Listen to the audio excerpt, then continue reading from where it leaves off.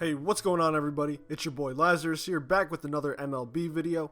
And today, we're going to be talking about 10 players who I think are most likely to get traded during this offseason.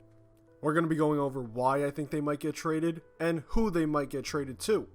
So let's not waste any time and get straight into the list. The first player we have on the list is Red Sox All-Star Mookie Betts. And I know a lot of people are wondering, why would the Red Sox trade Mookie Betts? Well, to be honest, I really don't know. When it comes down to trading him or paying him, I think they should absolutely pay him, especially considering the fact that he's one of the best players in the entire league, and probably on the entire planet as well. It would make a lot more sense to sign him to a long-term deal. However, with each passing day, it's looking more and more unlikely that that's what the Red Sox will do. So in the case of some potential teams he might get traded to, we have the Padres, Phillies, Dodgers, and Mets. You know, the Padres and Dodgers having pretty good farm systems, so they have assets to move. And the Phillies and Mets would be overall better if they did acquire him, of course, because it's Mookie Betts. But they might not exactly have the capital to make the move. But honestly, I think if the Red Sox do trade him, they're going to regret it. The next player we have on the list is Francisco Lindor, and I think his situation with the Indians will be very similar to Corey Kluber's situation last offseason, where they were definitely open to looking at deals for him, but they will have to be blown away to actually trade him.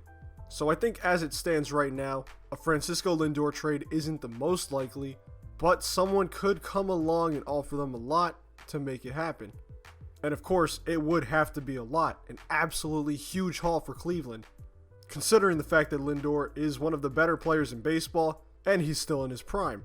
Some potential teams that might be looking at him are the Yankees, the Dodgers, and the Phillies. And again, I don't think this one's going to happen, but you just never know with baseball. Third player we're going to be looking at is Chicago Cubs third baseman Kris Bryant. And as we all saw last year, the Cubs definitely declined in just how good they're playing, and it might be time to switch things up a little bit. Couple that with the fact that the relationship between Kris Bryant and the Cubs is probably rocky at best, considering the whole grievance he filed against them for the service time manipulation. I really don't feel like he's going to want to re-sign with them when he hits free agency, so it might be time to start exploring a potential move now and get back as much as you can for him. Now, I know it would be tough to trade away a former MVP that helped them win a World Series, but sometimes you have to make the tough calls in situations like this. Now, some teams he can go to are the Braves, Phillies, and Dodgers. The Braves and Phillies especially, considering they both could use the help at third base right now, and he would upgrade those teams exponentially. And I think so far out of the first three players we've talked about, Kris Bryant is probably the most likely to be moved out of any of them. At number 4, we have Mets fireballer Noah Syndergaard, and there's been rumors of him getting traded for like the last 2 years now, so eventually it's most likely going to happen, considering that he only has 2 more years of control left, and we all know that the Mets aren't too big on their spending. You know how the Wilpons are. But they did make the move to get Marcus Stroman in the trade deadline, so honestly, who knows what they're trying to do. But some potential suitors for Noah Syndergaard are the Yankees, Dodgers, Brewers, Padres, and Astros. All really good teams here. Well, I mean, except for the Padres, but they could be in the next few years. But regardless, all of these teams could use the starting pitching help, and they also have the prospects to move to get a guy like Syndergaard. But honestly, it's just so hard to predict with the Mets that you never know what might happen. Our 5th player we're going to be looking at is Robbie Ray from the Arizona Diamondbacks. And he's a guy who had a lot of trade rumors surrounding him last trade deadline, but so far this offseason it's been kind of quiet in his front. We all thought he was going to be moved before the July 31st trade deadline, but then nothing happened, so here we are. He's not the greatest pitcher.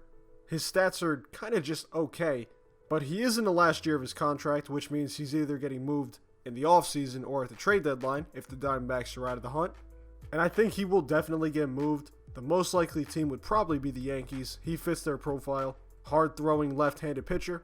And they were apparently in on him last year as well, but ultimately decided not to make a move. You know, speaking of the Yankees, the next player we're going to be looking at is Miguel Andujar, the young third baseman with an electric bat. But the only problem with him is the Yankees have a lot of infield depth. In the 2019 season, DJ LeMahieu and Giovanni Urshela emerged as really, really good players for the Yankees, and Andujar unfortunately missed most of the season with an injury to his shoulder, so they might not need him as much as they previously did. Of course, his main defect being that he's sus on defense, but he could always improve on that. And the main reason the Yankees would move him is because they definitely need starting pitching. Their rotation now is okay, but we saw what just okay can do in the postseason with them, as they lost in the ALCS to the Astros once again, sign stealing or not. And some teams that could match up with their needs are the Indians, Diamondbacks, or even the Cubs have potentially been on Miguel Andujar, according to some rumors. But either way, the Yankees won't move him unless they get good starting pitching back, and he would be a good centerpiece to start a deal. Next up, we're going to be looking at Michael Fulmer, the Detroit Tigers starting pitcher, who is currently recovering from a Tommy John surgery, so he might not get traded right away, but it could happen very soon. And even though he has 2 more years left on his contract, you have to remember that the Tigers are absolutely terrible. And there were also a ton of trade rumors before he got hurt. Some of the teams that were interested in him were the Yankees, Nationals, Cubs, and Astros.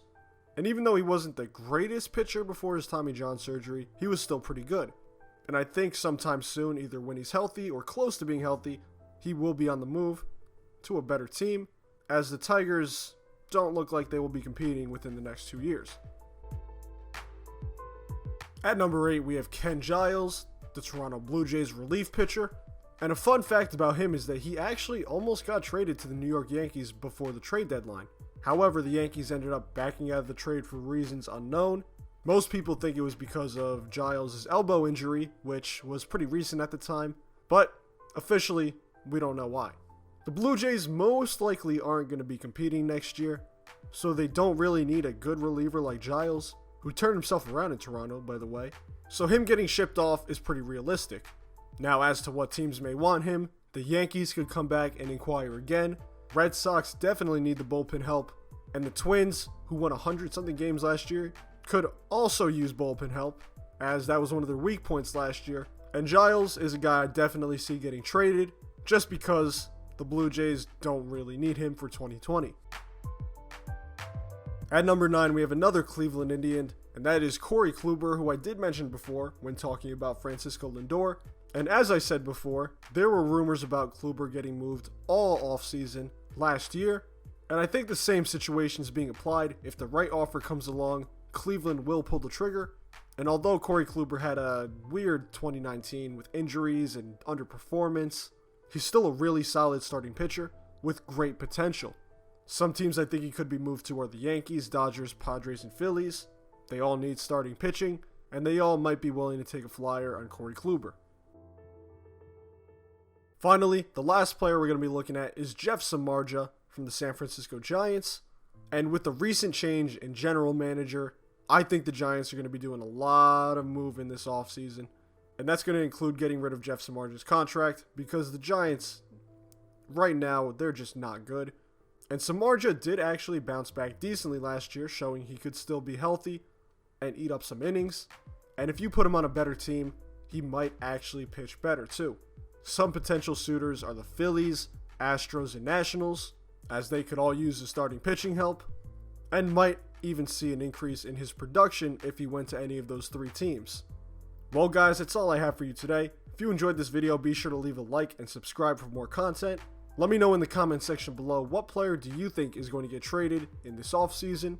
And as always, thank you so much for watching. I'm out. Peace.